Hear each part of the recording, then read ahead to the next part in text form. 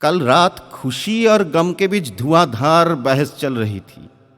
शुरू में तो वो बहस थी, पर धीरे धीरे वो झगड़ा और यहाँ तक कि हाथापाई की भी नौबत आ चुकी थी। हमने किसी तरह दोनों को संभाला। बहस की मुद्दा थी कि तुम मेरे से हो कि मैं तुमसे।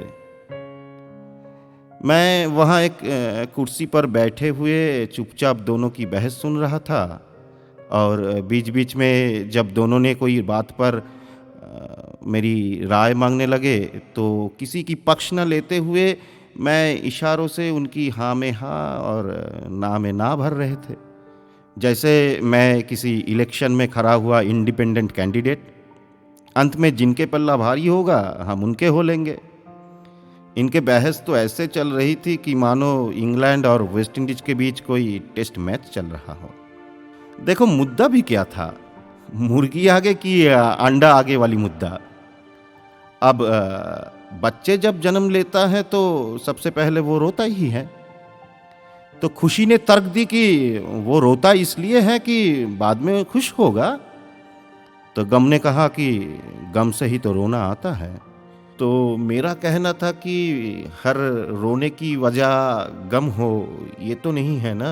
हालांकि ये बात मैं मन ही मन में ही कहा और उनकी बहस का मज़ा लेने लगा।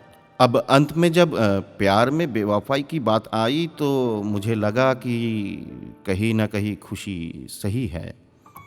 अब मैंने अपना मुंह खोला और जज साहब की अदाकारी को निभाते हुए कहा कि वादी विवादी दोनों पक्षों को बारीकी से सुनने के बाद हम इस नतीजे पे पहुँचे कि गम तुम खुशी से हो, खुशी तुमसे नहीं।